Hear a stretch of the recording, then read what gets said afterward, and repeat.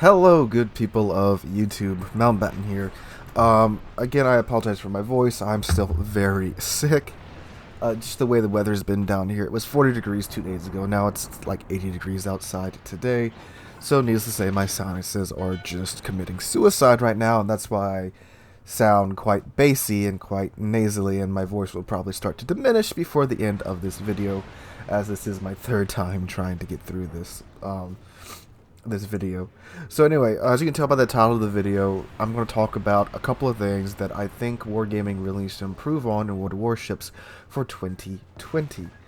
Now, a lot of these things are quality of life improvements for the game, and some are, well, some do have to do with direct gameplay and such, but most of this is quality of life. This is a game that will be 5 years old this year, so there are some things that need to be overhauled and such, and we're going to go ahead and talk about those right now. And I don't think I'll call this a top 5 video. I do, ironically, have 5 things to talk about, but that's just roughly what I think I can fit into a video that will only be 15 or 10 minutes long and not a 20 or 30 minute long video. I don't want to do that. But anyway, let's go ahead and get going. So the first thing I think they need to improve on is the UI interface in Port. They kind of gave Port a performance overhaul. My Port was very stuttery, very laggy before. It's improved a lot now, and as some of you guys have seen on stream, it's kind of confusing when you're trying to add people to a division, send them a friend request, this and that. It's very old. And again, this game came out in 2015, and I think the beta was open as early 2014. And from what I've seen in those old videos, it's still pretty much the same. Now, if something works just fine, there's no need to change it, but it just feels a little clunky to me. And especially with all these things they keep adding into the game, the research bureau, the armory, and God knows there's probably more to come in 2020.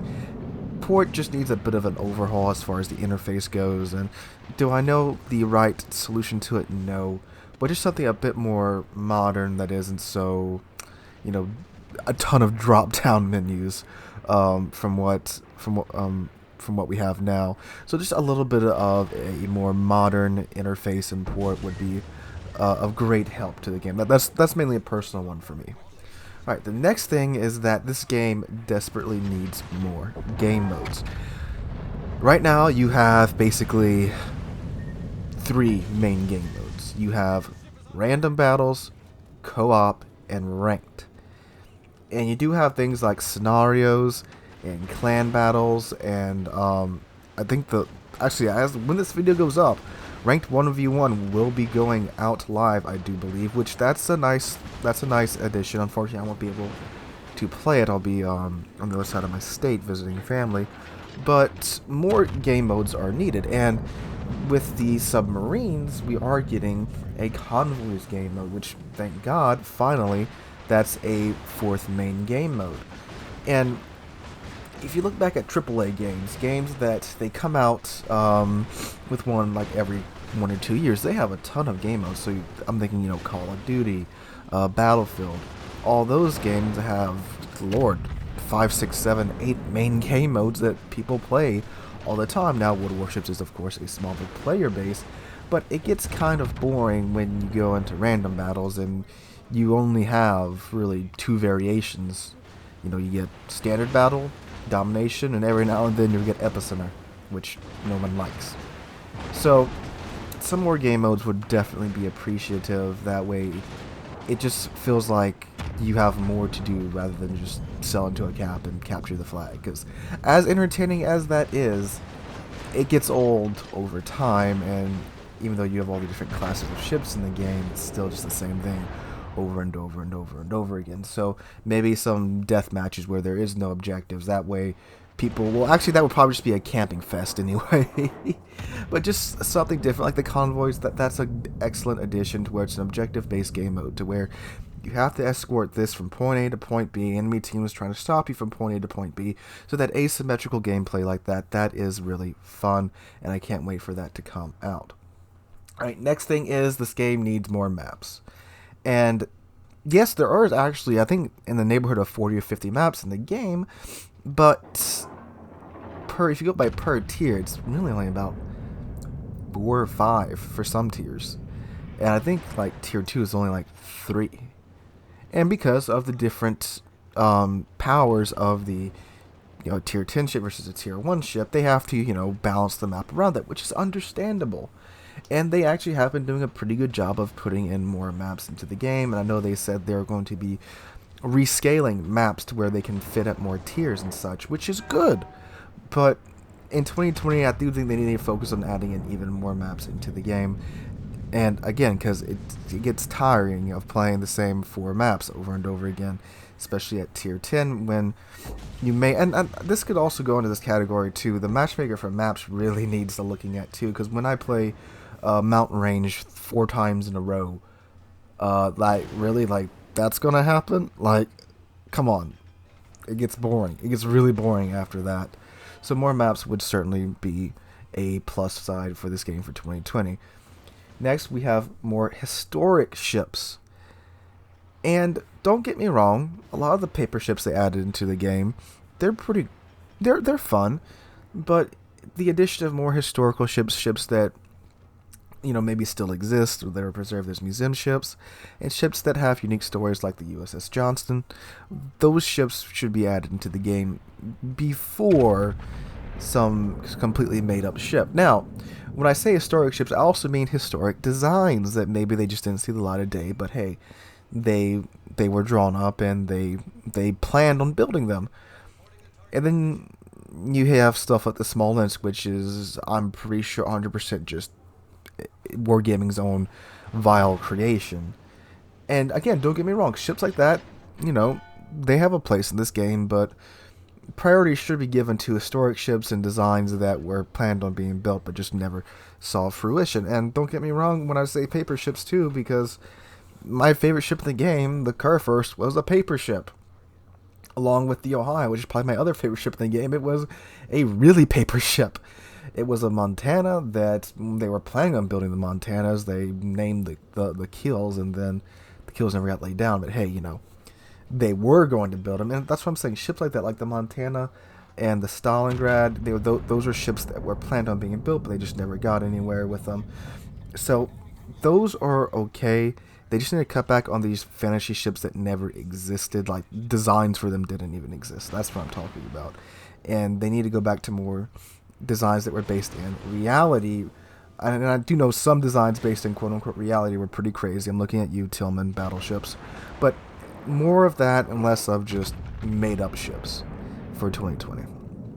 And the last thing we're going to talk about today is probably the biggest thing that Wargaming needs to work on for 2020, and that is way more transparency and less BS.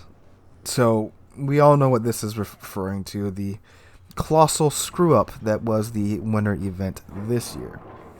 Now, with the Puerto Rico event, Wargaming made it sound like that anyone could do this, anyone could just grind for a little bit and get a tier 10 premium super cruiser. And when the event came out, that wasn't the truth. Wargaming walked back on their comments. They even changed some of their old Facebook posts to make it sound like they were saying this from the beginning, but they were not, and they were pretty much caught red-handed. I'm not sure how they thought they could get away with it, or if they were really just going in just to grab the money and run. So they need to be way more transparent this year. I don't know what happened exactly with the Puerto Rico event, but that cannot happen again this year. Because fool us once, shame on you. Fool us twice, shame on us.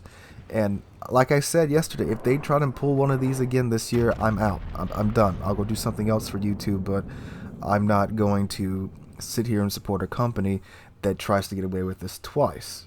Because, once, okay, maybe it was a mess up on your part. Maybe it was a miscommunication somewhere in Wargaming. Okay, 1, you get a pass. 2, not happening again. I'm not going to support a company that does that. And again, for those of you that don't know, I'm not a CC. I'm not supported by Wargaming.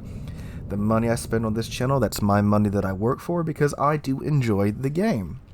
and I'm willing to spend money on stuff that I enjoy. Heck, I bought Disney Plus for $70 for a yearly subscription just to watch The Mandalorian, which is a fantastic show. And if I enjoy it, I'm willing to spend that money for it.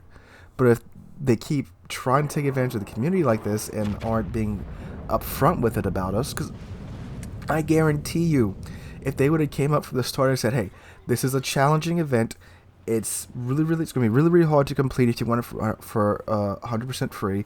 You can get it without spending any money, but it's going to be rough. But if you do spend some money, like if you buy the 3 boosters, it's going to be a lot easier, and it's much less grinding, but it's still going to be challenging.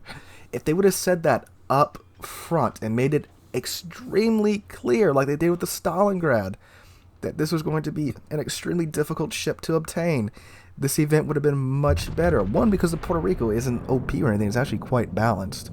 The Stalingrad, which is not that balanced, no one seemed to have that big of an issue over it, like the Puerto Rico, which is freaking ironic if you ask me, because a Stalingrad takes a long time to get a Stalingrad, but the average person can do it through ranked, and if they're in a clan, and of course with the Snowflake event at the end of each year, the average person could get a Stalingrad. It's going to take a while.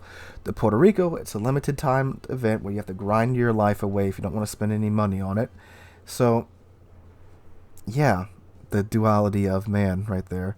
But just the concept of it is, what I understand everyone's upset about, and it's definitely what I am upset about too. And just, they need to get rid of those events. Like, they don't need to do a Puerto Rico event again. Never again. The Dockyard, fantastic idea. If they want to do something like with the Dockyard, but maybe make it a campaign instead of these insane directives, like with the Prince Title Friedrich. That was a bit of a challenging grind, but not impossible for the average player to do. You could do something like that. Just nothing like this again. Don't even attempt it, because I know I'm leaving, and I'm sure the rest of the players that were stuck around for so long, they'd be done with it too. So those are the 5 biggest things I think Wargaming needs to work on for 2020.